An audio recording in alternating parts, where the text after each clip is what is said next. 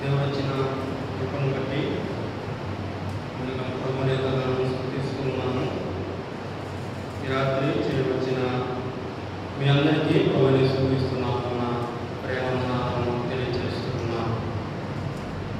ఈ యొక్క రాత్రికాల సమయంలో బైబిల్ స్టడీలో దేవుని యొక్క వాక్యం నిమిత్తమై 84వ కీర్తన మొదటి 1 నుంచి 12 చరణాలను వచనాలను దేవుని వాక్యాన్ని చదువుకున్నాం. దేవుని యొక్క వాక్యం నిమిత్తమై 84వ కీర్తన 1 నుంచి చివరి వరకు దేవుని వాక్యాన్ని చదువుకున్నాం. ప్రధాన గాయకునికి గీత తమ రాగం మీద పాడదగినది కోరాబు కుమారుల కీర్తన. సైన్యములకు అధిపతి యెహోవా, నీ నివాసమునంత రమ్యములు యెహోవా మందిరమును చూడవలెనని నా ప్రాణం ఎంతో ఆశపడుచున్నది, అది సొమ్మసిల్లుచున్నది. జీవముగల దేవుని దర్శించుటకు నా హృదయమును నా శరీరమును ఆనందంతో కేకలు వేయుచున్నవి. సైన్యములకు అధిపతి యెహోవా, నా రాజా, నా దేవా, నీ బలిపీఠం వద్దనే పిచ్చుకలకు నివాసం దొరికెను. పిల్లలు పెట్టుటకు వానకోవెలకు గూడి స్థలం దొరికెను. నీ మందిరమునందు నివసించే వారు ధన్యులు, వారు నిత్యం నిన్ను స్తుతించుదురు. నీ వలన బలమునందు మనుషులు ధన్యులు, యాత్ర చేయు మార్గములు వారికి అతి ప్రియములు. వారు బాకాలలో పడి వెళ్ళొచ్చు, దాన్ని జలమయముగా చేయరు. తొలకరి బాణ దాన్ని దీవెనతో కప్పును. వారు నానాటికి బలాబుద్ధి నొందుచు ప్రయాణం చేయరు. వాళ్ళ ప్రతివాడును సీయోనులో దేవుని సన్నిధిని కనపడను.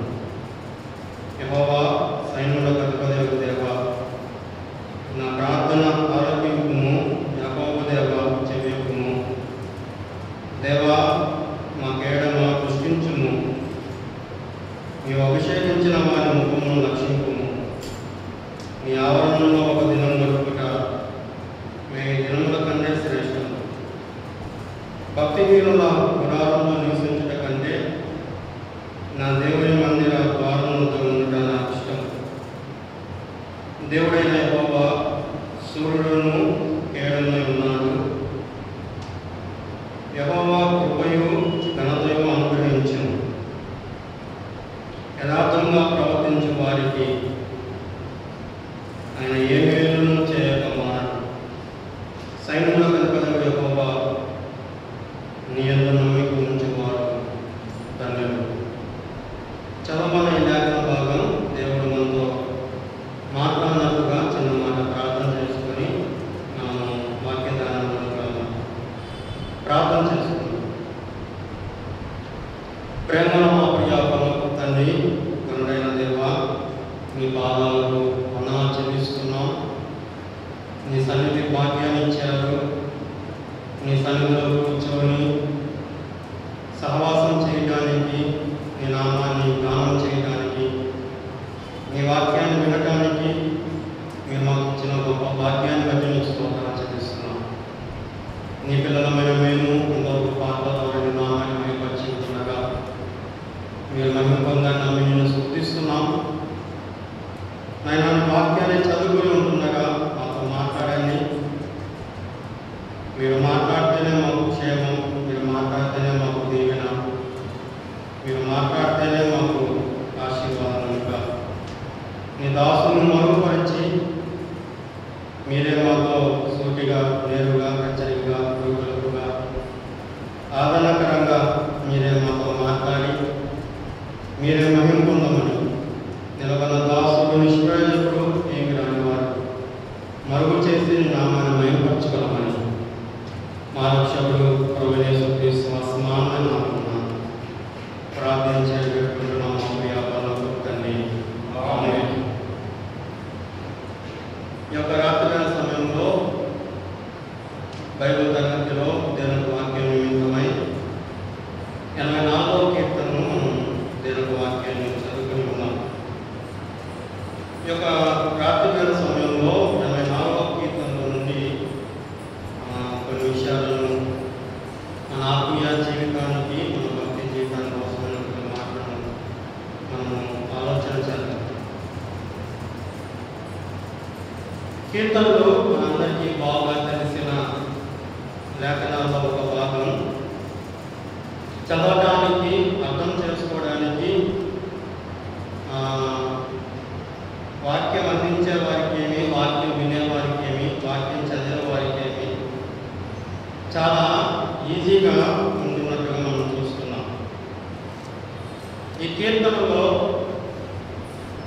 150 కీర్తనలు ఉంటుండగా ఎక్కువగా దావీదు రాసినట్టుగా మనం చూస్తున్నాం. దావీదు మాత్రమే కాదు,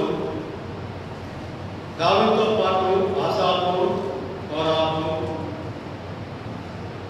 కొన్ని కీర్తనలు, మోషే ఒక కీర్తన, అలాగూ కొన్ని కీర్తనలు మనం రాసినట్టుగా మనం చూస్తూ ఉన్నాం. ఈ కీర్తనలు మనం ఆలోచన చేసినట్లయితే వారి అనుభవాల నుండి రాసినట్టుగా మనం చూస్తున్నాం. దావీదు రాసిన, ఆసాపు రాసిన, కోరాహు రాసిన, మరి ఎవరు రాసినా కానీ వారి అనుభవాల నుండి, దేవుడు వారికి చేసిన మేలుల్లో నుండి ఆ కీర్తనలు రాసి ఆ కీర్తనలోనే దేవుడిని మహిమపరచినట్టుగా మనం చూస్తున్నాం. ఆ కీర్తనలోనే ఇదొక కీర్తన, కోరాహు కుమారుల కీర్తనగా మనము చూస్తున్నాం. ఈ కోరాహు కుమారుల కీర్తన గురించి, 84వ కీర్తన గురించి ఈ రాత్రి కొన్ని విషయాలను మనం ఆలోచన చేద్దాం. దయచేసి చూడండి, 84వ అధ్యాయంలో మొదటి వచనానికి ముందుగా ఉన్నది శీర్షిక మీద ఏమన్నది? ప్రధాన గాయకునికి గీత అను రాగం మీద పాడదైనది కోరాహు కుమారుల కీర్తన. ఈ 150 కీర్తనలో గీత అను రాగం మీద పాడదగినది 3 కీర్తనలుగా మనం చూస్తున్నాం. 3 కీర్తనలు. ఆనాడు భక్తులు కొన్ని రాగాల మీద పాడారు. మనం కూడా పాట పాడేటప్పుడు కొన్ని రాగాలు తీస్తాం. ఆ పాటకు అందము, ఆ పాట వినడానికి ఆహ్లాదకరంగా ఎప్పుడు అనిపిస్తుందంటే రాగాల మీద చక్కగా పాడినప్పుడు ఆ పాట చాలా అద్భుతంగా, ఆహ్లాదకరంగా, వినడానికి వినుసొంపుగా కనిపిస్తుంది. ఆనాడు కూడా కొన్ని రాగాల మీద పాడారు. అందుకే కీర్తనలు చదువుతున్నప్పుడు కింద శీర్షికలు ఇలా మనం చూస్తాం. కంది వాద్యములతో పాడదగినది, పిల్లల గోవుతో పాడదగినది, అష్టమ స్థుతి మీద పాడదగినది, గీతిత రాగం మీద పాడదగినది అని ఆ శీర్షికలో మనం చూస్తాం. ఆనాడు వాళ్ళు పాడేటప్పుడు కొన్ని రాగాల మీద పాడుతున్నారు. అలాగే ఈ రాత్రి మనం చదువుతున్న దాంట్లో ఈ రాగం ఏమిటి అంటే అది గీతి అను రాగం. ఈ గీతిత అను రాగం మీద పాడదగిన కీర్తనలు 3 కీర్తనలు. మొదటిది 8వ కీర్తన చూడండి. 8వ కీర్తన శీర్షికలు ఏమన్నా చూడండి. 8వ కీర్తన చూడండి. 8వ కీర్తన శీర్షికలు ఏమన్నా చూద్దాం. ప్రధాన గాయకునికి గీతిత అను రాగమును బట్టి పాడదగినది దావీదు కీర్తన. 8వ కీర్తన దావీదు పాడాడు. 81వ కీర్తన అండి. 81వ కీర్తన 81వ కీర్తన శీర్షికలో ఏమన్నా చూద్దాం చూడండి. 81వ కీర్తన శీర్షికలో ఏముంది? ప్రధాన గాయకునికి గీత అను రాగం మీద పాడదగినది ఆసాపు కీర్తన. 84వ కీర్తన కోరాహు కుమారుల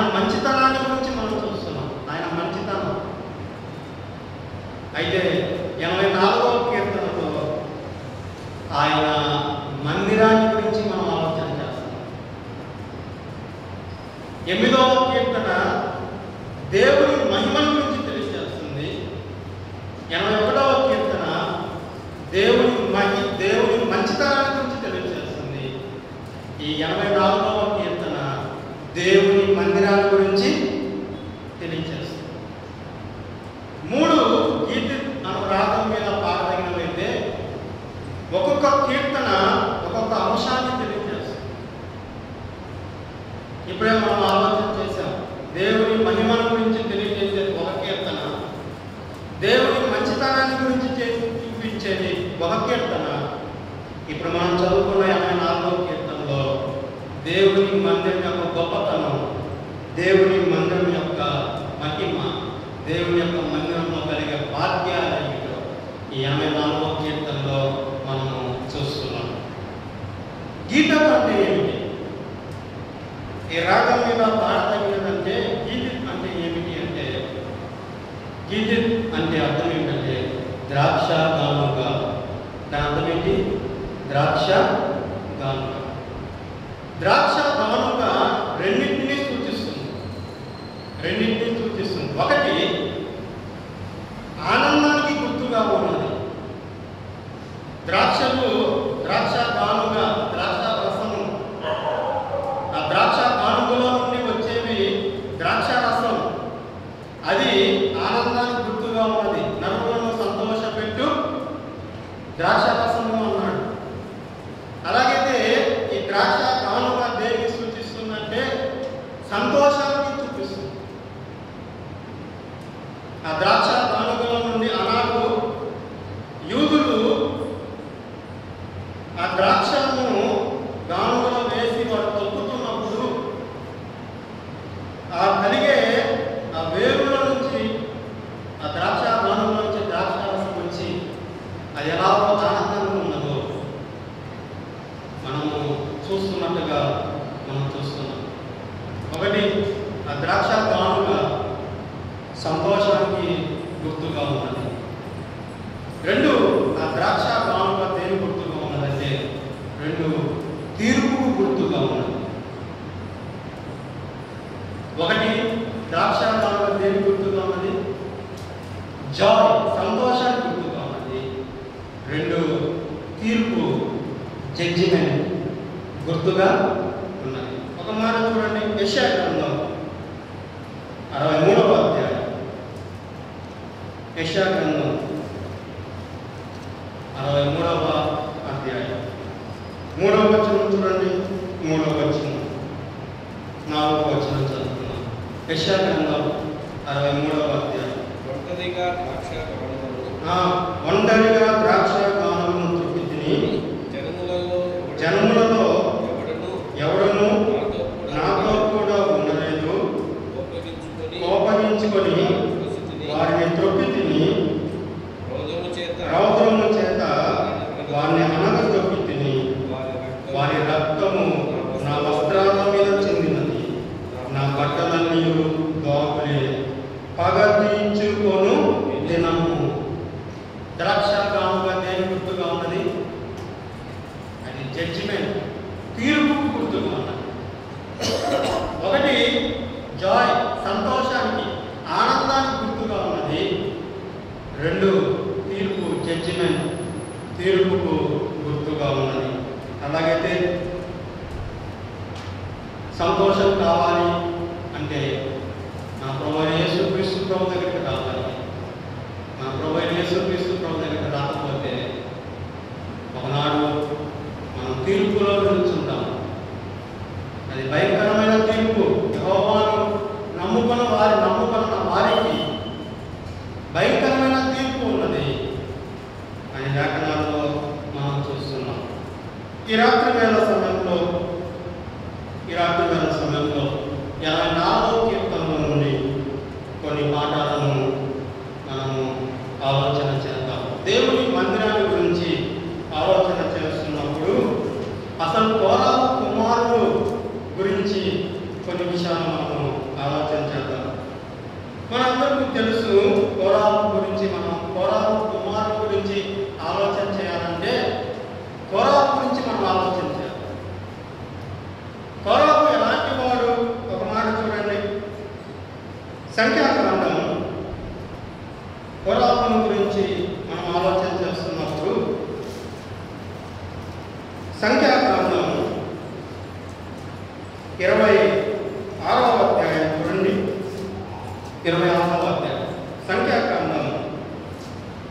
26వ అధ్యాయం 9వ వచనం చూడండి. 9వ వచనం. కోరహు తన సమూహంలో పేరు పొందినవాడు. ఎవరి కోరహు? తన సమూహంలో పేరు పొందినవాడు. కోరహు పేరు పొందినవాడు.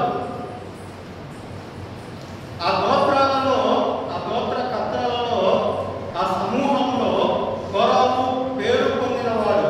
అంత మాత్రమే కాదు, ఆధిక్యతలు కలిగిన వాడు. అయితే ఈ కోరహు ఏం చేశాడంటే, సంఖ్యాకాండం 16వ అధ్యాయం చూడండి. సంఖ్యాకాండం 16వ అధ్యాయం 10వ వచనం చూడండి. 10వ వచనం. సంఖ్యాకాండం ఆయన నిన్ను నీతో లేవీయులైన నీ గోత్రపు వారందరినీ చేర్చుకొనెను. అయితే చేర్చుకొనెను కదా. అయితే వీరు యాజకత్వమును కూడా కోరుచున్నారు. దేవుడు కొన్ని గోత్రాలను కోరుకున్నాడు. లేవి గోత్రం నాది. ఆ లేవి గోత్రములో కోరహును కోరుకున్నాడు. తన మందిరంలో వాయిద్యాలు వాయించడానికి, తన సేవ పని చేయడానికి దేవుడు కోరహును, కోరహు సంతతి వారిని కోరుకుంటే, ఇచ్చిన వాటితో తృప్తి పడకుండా ఈ కోరహు ఏం చేస్తున్నాడు? యాజకత్వాన్ని కూడా కోరుకుంటున్నాడు. ఉన్న పనిలో నమ్మకంగా ఉండవలసిన వాడు, ఉన్న దాంట్లో దేవుని మహిమపరచవలసిన వాడు, ఉన్న దాంట్లో దేవుని నామ కొరకు బతకవలసిన వాడు, దాంట్లో సంతృప్తి పడకుండా లేని వాటి కోసం యాజకత్వాన్ని కోరుకుంటున్నాడు. యాజకత్వాన్ని కోరుకుంటున్నాడు. నేడు కూడా మనం కూడా దేవుడు మనకిచ్చిన పనిని, దేవుడు మనకిచ్చిన బాధ్యతలను, దేవుడు మనకిచ్చిన పనులను పక్కన పెట్టి దేవుడు కోరుకున్న వాటిని, దేవుడు మనకి ఇవ్వని వాటిని నేడు మనం కూడా కోరుకుంటున్నాం. కోరుకోవడం మాత్రమే కాదు, 11వ వచనంలో చూడండి. ఇందు నిమిత్తం నీవును నీ సమస్త సమాజమును యెహోవాకు విరోధముగా పోగై ఉన్నారు. అప్పుడోనెవడు అతనికి విరోధముగా మీరు సనగలేదా? చాలు. కోరుకోవడం మాత్రమే కాదు, కోరుకున్న వారు ఆ యాజకత్వం కోసం ఎవరి మీద తిరుగుబాటు చేస్తున్నారు? యెహోవా మీదనే తిరుగుబాటు చేస్తున్నారు. యెహోవా మీద మాత్రమే కాదు, నాయకుల మీద కూడా తిరుగుబాటు చేస్తున్నారు. దేవుడు ఇచ్చిన వాటితో సంతృప్తి పడకుండా దేవుడు ఇవ్వని వాటి కోసం ఆనాడు కోరహు కోరుకున్నాడు, తిరస్కారం చేశాడు, విరోధంగా మాట్లాడుతున్నాడు. అంటున్నాడు, అహరోనెవడు?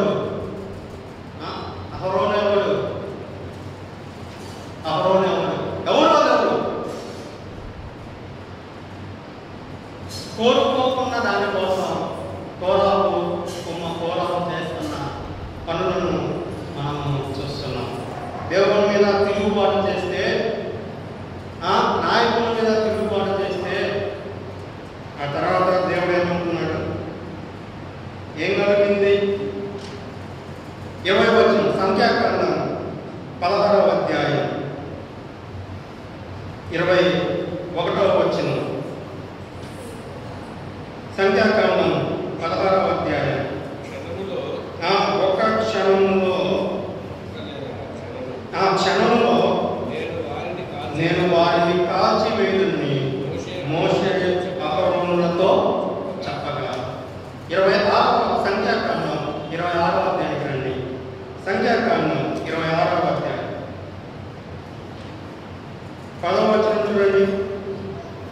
10వ వచనం.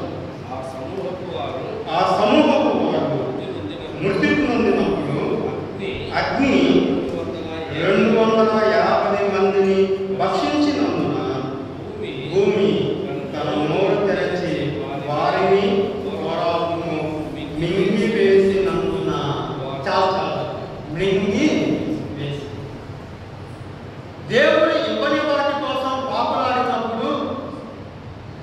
ఇవ్వని దానికోసం ప్రయాసపడినప్పుడు చివరికి కలిగే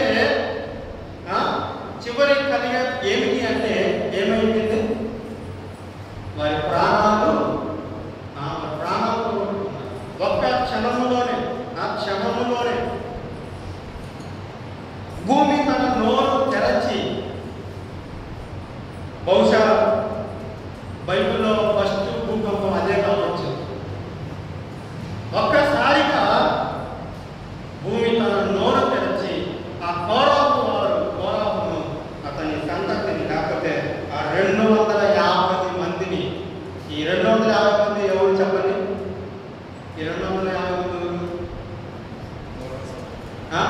ఆ కోరాపుతో ఏకీభవించిన వారు.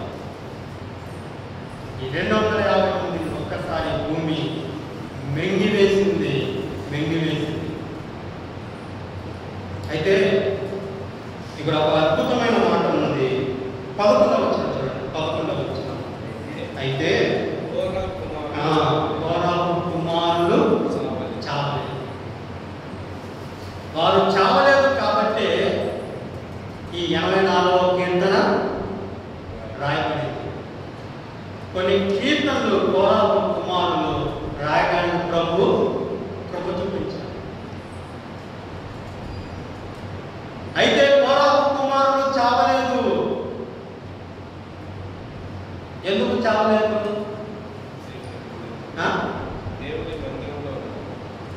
ఎందుకు చావలేదు? కరెక్టే. ఇంకా ఎందుకు చావలేదు? వారితో ఏకీభవించారు. చూడండి, సంఖ్యాకాండం 16వ అధ్యాయం. సంఖ్యాకాండం 16వ అధ్యాయం 23, 24 వచనాలు చూడండి. 23, 24 వచనాలు. సంఖ్యాకాండం. అప్పుడు యెహోవా మోషేకు ఇలాగ సెలవిచ్చెను, కోరహు, దాతాను, అబీరాముల యొక్క నివాసముల చుట్టుపక్కల నుండి తొలగిపోవడని జన సమూహంతో చెప్పగా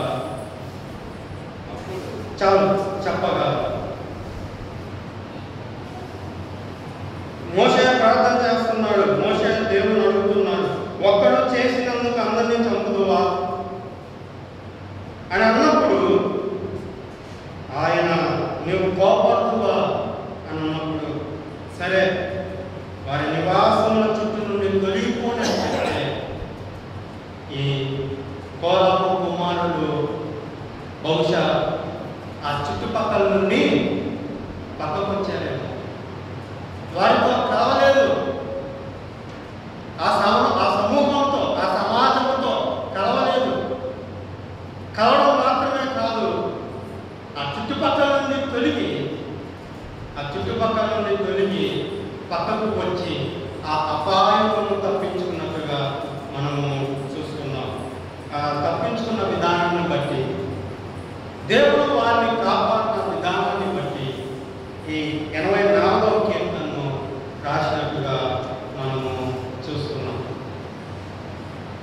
రండి, 84వ కీర్తనలో నుండి కొన్ని విషయాలు మనము ఆలోచన చేద్దాం. మొదటి వచనం చూడండి. 84వ కీర్తన మొదటి 2 వచనాలను దేవుని యొక్క వాక్యాన్ని మనం చదువుకున్నాం. ఈ 84వ కీర్తన ఆలోచన చేసే ముందు మొత్తం 12 చరణాలు ఉన్నాయి. ఈ 12 చరణాల గురించి మనం ఆలోచన చేస్తున్నప్పుడు, అనాది ఇశ్రాయేలు ప్రజలకు దేవుడు ఇచ్చిన కొన్ని ఆజ్ఞలు, లేకపోతే కొన్ని నియమాలు, కొన్ని కట్టడలు, కొన్ని శాసనాలలో ఒకటి ఏమిటంటే, దేవుడి ప్రజలు ఆనాడు యెరూషలేమును దర్శించాలి. ఆ దర్శించినప్పుడు ఆసాపు కోరాహు ఆ మందిరాన్ని గురించిన అనుభవాలను ఇక్కడ తెలియజేస్తున్నాడు. ఈ 12వ వచనాలను ఇలా మనం ఆలోచన చేద్దాం.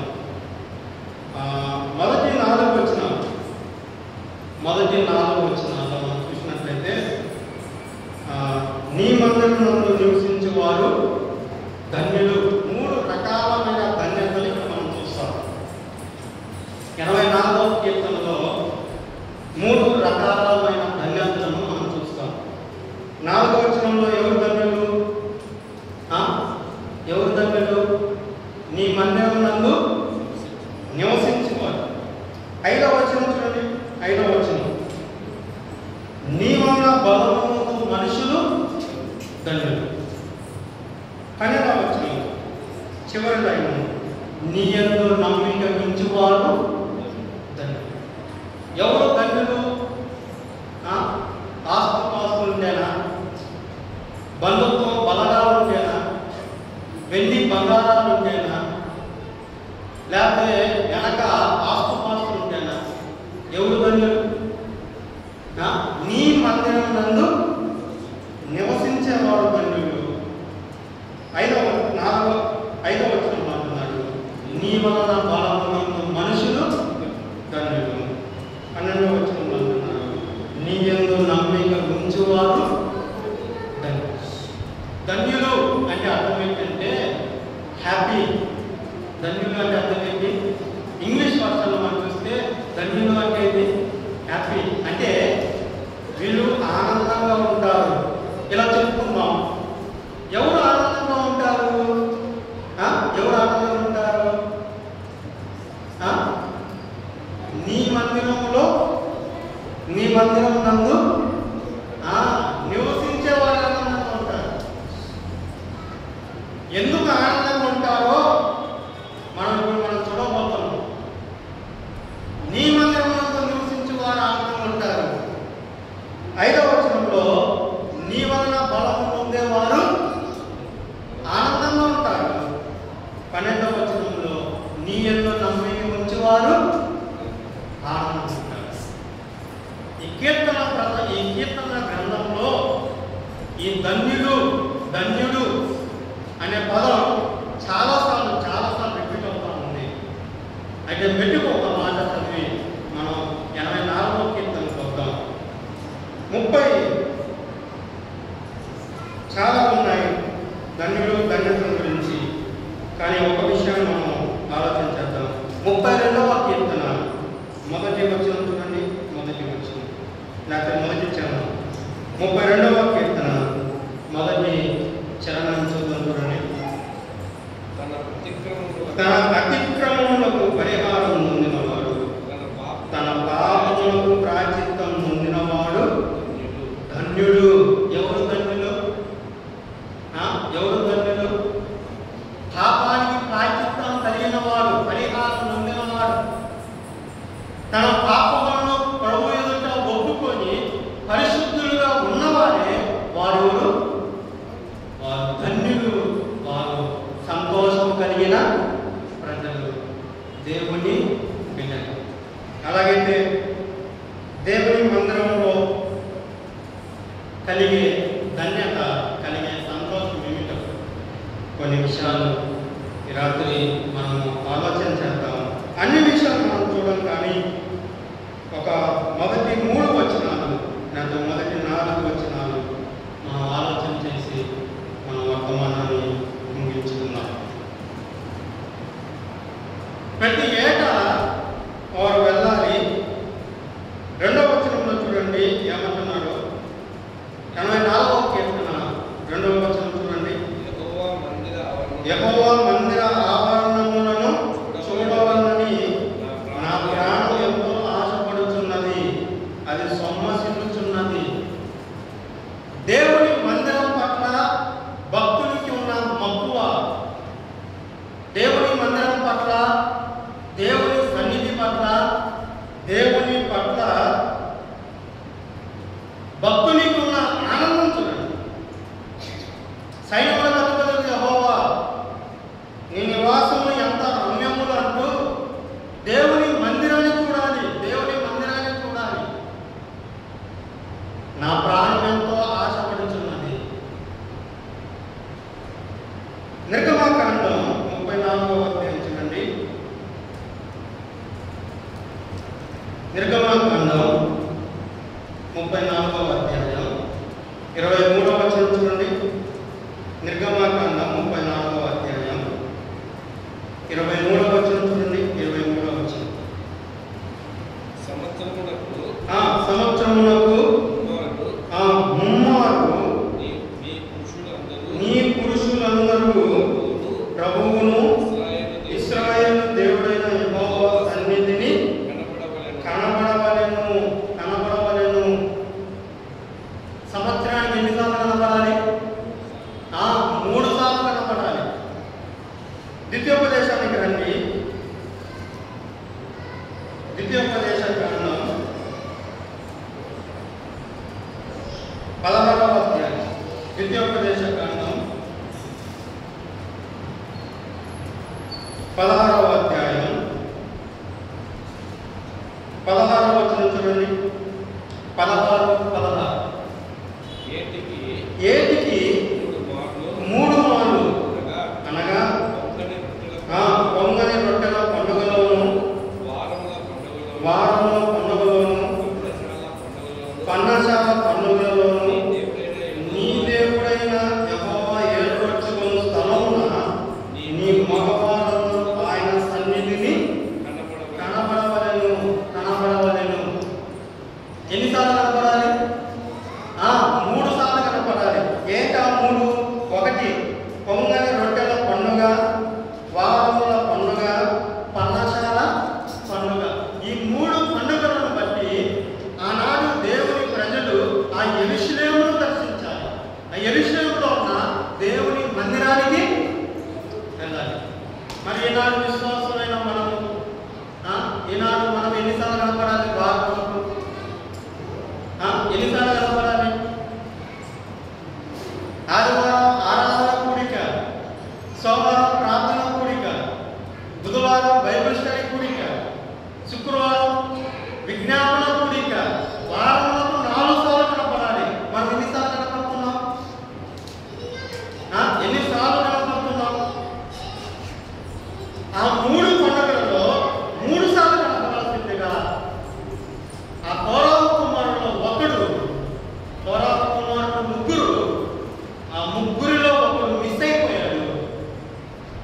ఆ మిస్ అయినప్పుడు ఆ మిస్ అయిన సందర్భాన్ని గుర్తు చేసుకొని ఆ వెళ్ళినప్పుడు ఆ జరిగిన సంఘటనలన్నింటినీ గుర్తు చేసుకుంటూ ఈ కీర్తన రాస్తున్నాడు. ఎప్పుడైనా మందిరానికి రానప్పుడు మనకు మందిరం గుర్తొస్తుందా? ఎప్పుడైనా మనం మందిరానికి రానప్పుడు మందిరంలో పాటలు పాడేవారమే, వాక్యం చెప్పేవారమే, పరిచర్య చేసేవారమే అని ఎప్పుడైనా మందిరానికి రానప్పుడు మనం మందిరం గురించి ఆలోచన చేస్తున్నామా? ఆ కోరాహు కుమారులలో ఒకడు ఒక పన్నశాల పండుగకు రాలేదు అని భక్తులు చెప్తున్నారు. ఆ పన్నశాల పండుగకు రానప్పుడు జరుగుతున్న వెళ్ళినప్పుడు ఏమేమి జరిగాయో దాన్ని అన్నింటినీ గుర్తు చేసుకుంటూ రాస్తున్నాడు. అయ్యా సైన్యములకు అధిపతిగా ప్రభువా, నీ నివాసములు ఎంత రమ్యములుగా ఉన్నాయి. ఈసారి నేను కలలేకపోతుంది. ముమ్మారు వెళ్ళాలి. అదే ద్వితీయోపదేశ కాండం 12వ అధ్యాయం. ద్వితీయోపదేశ కాండం 12వ అధ్యాయం 5వ వచనం చూడండి. 5వ వచనం. మీ దేవుడైన యెహోవా మీ సమస్త గోత్రములలో 18వ వచనం. నీ దేవుడైన యెహోవా ఏర్పరచుకొను స్థలముననే నీవు, నీ కుమారుడు, నీ కుమార్తె, నీ దాసుడు, నీ దాసి, నీ ఇంట నుండు లేవీయులు కలిసికొని నీ దేవుడైన యెహోవా తిని నీవు చేయు ప్రయత్నం అన్నిటిలోనూ నీ దేవుడైన యెహోవా సన్నిధిని సంతోషించుదువు. చాలా స్పష్టంగా చెప్తున్నాడు. సంవత్సరానికి ముమ్మారు వెళ్ళాలి.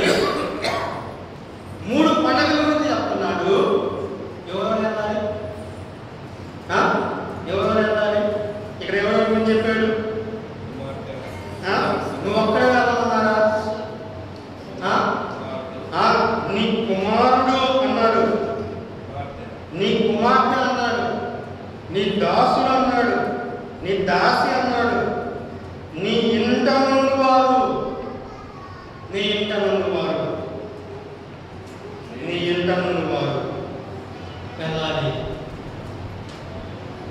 కూడికలకు కుటుంబాలతో వస్తున్నామా, లేకపోతే ఒంటరిగా వస్తున్నామా?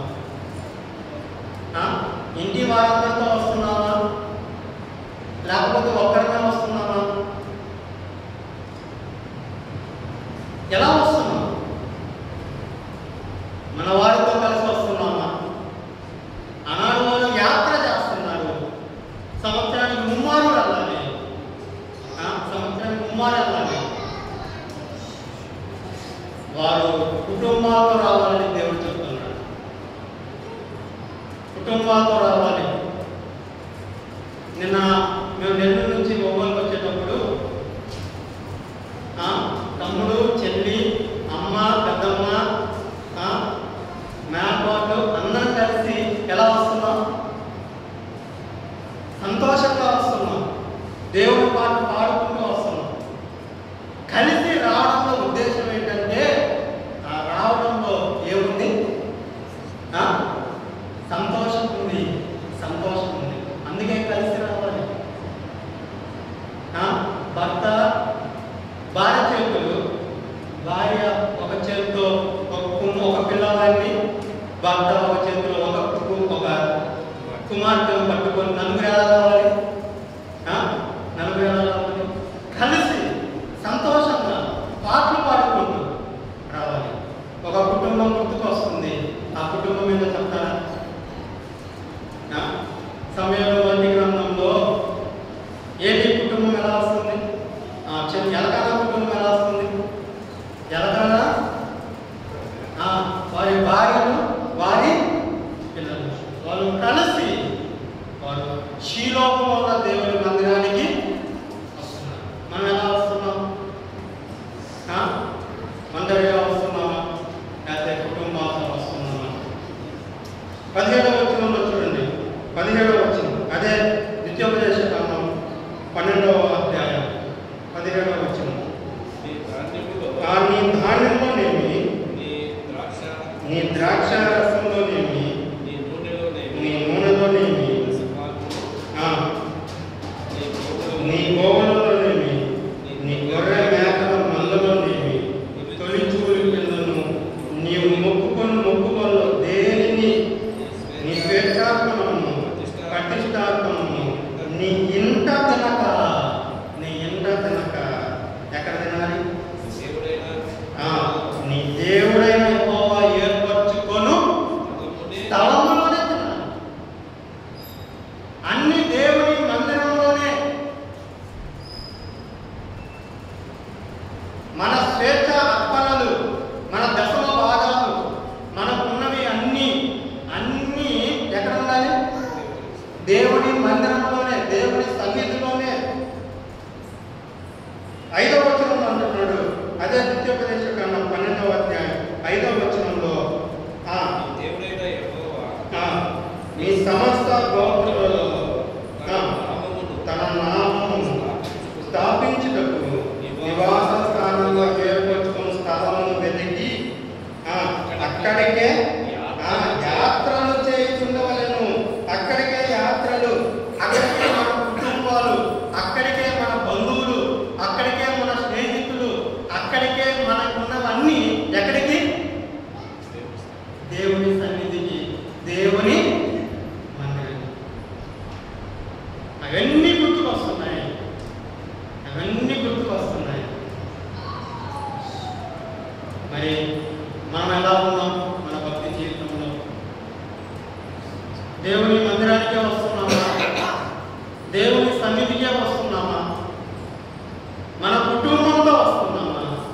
లేకపోతే అలాంటి అనుభవం లేకపోతే ఈ రాత్రైనా ఒక తీర్మానం చేసుకున్నాం, దేవుని మందిరానికి రావడానికి, కుటుంబాలతో రావడానికి మనం ప్రయాసపడతాం. అయితే ఆ మందిరాన్ని చూడాలి, ఆ మందిరాన్ని చూడాలి. ఏమైనా కీర్తనలో అంటున్నాడు, దేవుని మందిరాన్ని చూడాలి. ఒకసారి వెళ్ళలేకపోయాడు, నేను దేవుని మందిరాన్ని చూడాలి.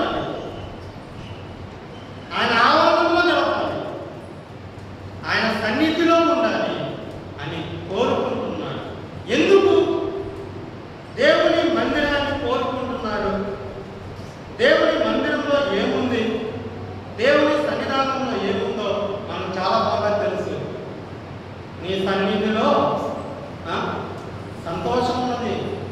పాట ఉన్నది కదా, నీ సన్నిధానంలో ఏముంది? సంపూర్ణ సంతోషం. ఏముంది? ఆయన సన్నిధిలో సంతోషం ఉంది, ఆయన సన్నిధిలో ఆశీర్వాదం ఉంది, ఆయన సన్నిధిలో జీవం ఉంది, ఆయన సన్నిధిలో క్షేమం ఉంది, ఆయన సన్నిధిలో ఉన్నది. అయితే ఒక 3 మాటలు చెప్తున్నాడు. 2వ వచనంలో చూడండి. 2వ వచనంలో ఊరికలా చెప్పి ముందుగా సాగుతాం. దేవుని మందిర ఆవరణములను చూడాలి అన్నాడు. దేవుని మందిర ఆవరణములను చూడాలి. 10వ వచనంలో అంటున్నాడు, నీ ఆవరణంలో ఒక దినం గడుపుట 1000 దినముల కంటే శ్రేష్టం.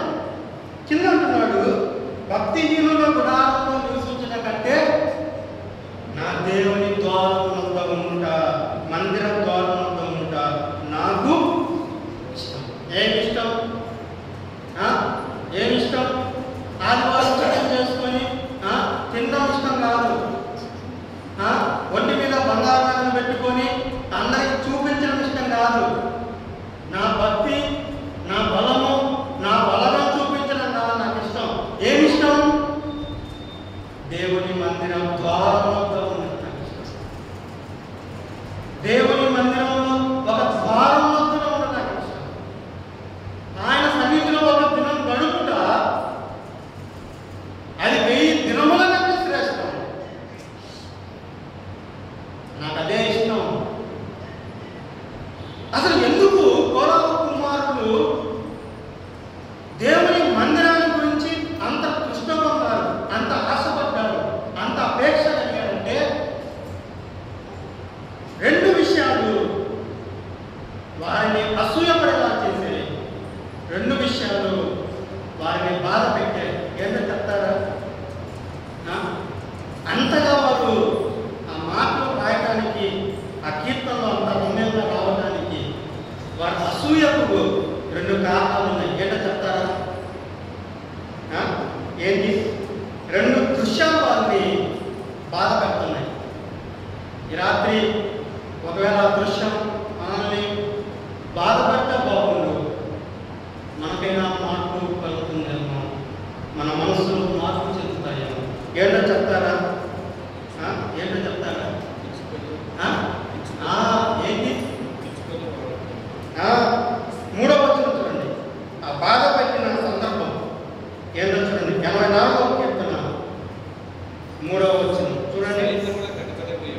సైన్యంలో పెద్దవగు యెహోవా నా రాజా, నా దేవా, నీ బలిపీఠం నొక్కనే పిచ్చుకలకు నివాసం దొరికెను, పిల్లలు పెట్టుటకు వాన కోవలకు గూటి స్థలము దొరికెను.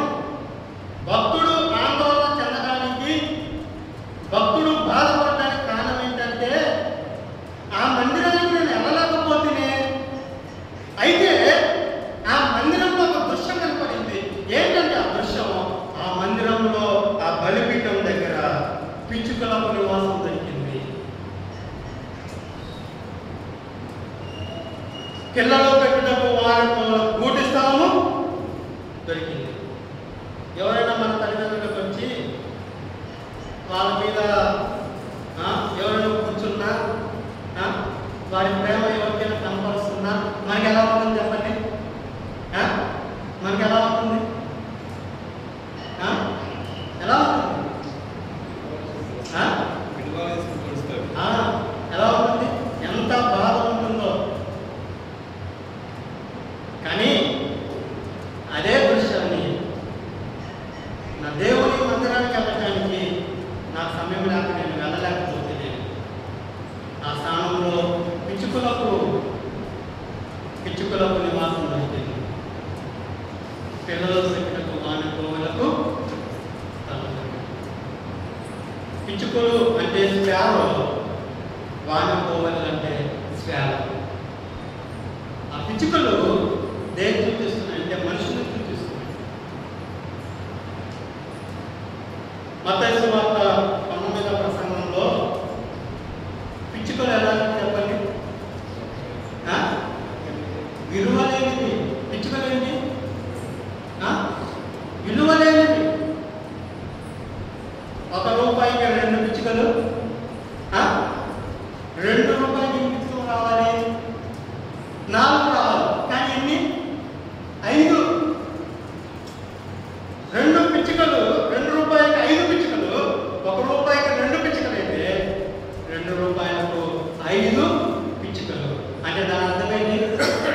అవి విలువలేనివి.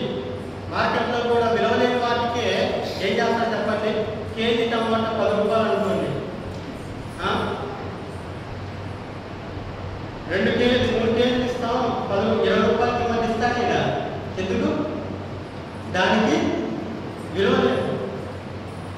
ఆ విలువ లేని వాటికి, ఆ విలువ లేని ఆ పిచ్చుకలు ఎక్కడ నివసిస్తున్నాయి?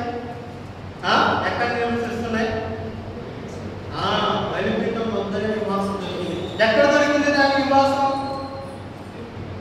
దేవుని మందిరంలో బలిపీఠం వద్దనే దొరికింది. అరే, ఆ విలువ లేనివి, అవి ఉపయోగం లేనివి దేవుని యొక్క బలిపీఠం వద్ద నివాసం చేస్తుంటే, జీవంగా నేను, ఆయన రక్తంలో కడగబడిన నేను, ఆయన రక్తంలో విమోచించబడిన నేను దేవుని సన్నిధిలో బలిపీఠం వద్ద నివసింప లేకపోతే మన బలిపీఠం ప్రభు యేసుక్రీస్తే, ఆ ప్రభు యొద్ద నేను నివసించలేకపోతున్నాను. ఆయన సన్నిధిలో గడపలేకపోతున్నాను. ఆయన మందిరంలో ఉండలేకపోతున్నాను. విలువ లేనివి, విలువ లేనివి బలిపీఠం వద్ద నివాసం చేస్తున్నాయి. కింద అన్నాడు, పిల్లలు పెట్టులకు వాన కోవిలకు గూటి స్థలం దొరికాను. వాన కోవిల అది ఎక్కడ ఒక చోట స్థిరంగా ఉండదు. అది విశ్రాంతి లేనిది. పిచ్చుకలు విలువ లేనిది.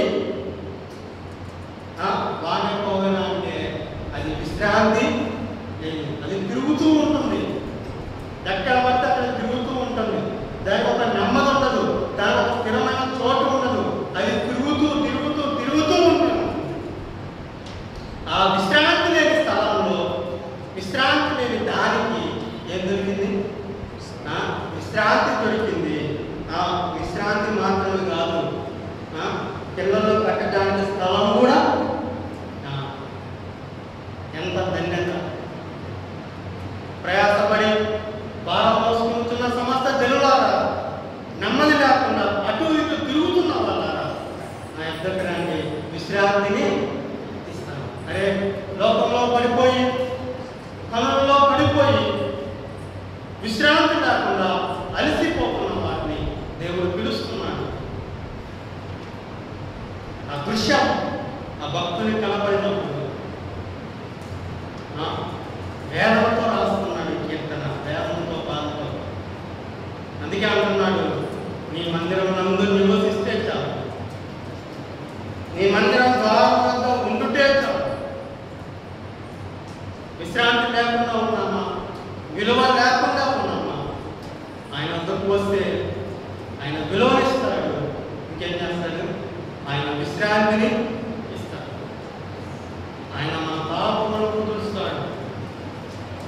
తల్లితో కుదుర్చువాడు, మన సమాధానం ఆయనతో కుదురుస్తాడు. దేవుని మందిరానికి వస్తే, దేవుని యొక్కకు వస్తే ఆయన మనం కుదిర్చేవాడు. అందుకే అంటున్నాడు, నీ మందిరంలో నివసించేవారే తల్లి. మన సంతోషం ఎక్కడ? సంతోషం ఉండాలి అంటే, దేవుని మందిరంలో మన సంతోషం కలగాలంటే విలువలేని వారు ఎక్కడికి రావాలి? దేవుని సన్నిధికి రావాలి. విశ్రాంతి లేదు. రోజు పనులతో అలసిపోతున్నామా, బాధలతో అలసిపోతున్నామా, కష్టాలతో అలసిపోతున్నామా? విశ్రాంతి కావాలంటే, మనకు మన కుటుంబాలకు విశ్రాంతి కావాలంటే ఆయన మందిరానికి రావాలి. అందుకే అంటున్నాడు, ఈ మందిరంలో నివసించే వారు. ఆ మందిరాన్ని గురించి అనుభవాలను మనం చూస్తున్నాం. ఏదైనా మనం అర్థం చేసుకుంటాం. ఆయన మందిరంలో ఉండే ధన్యత, ఆయన మందిరంలో ఉండే భాగ్యం ఏంటో మనం తెలుసుకోండి. అలా ఉండటానికి ప్రభు మనకు సహాయం చేయండి. దేవుడు మాట మనం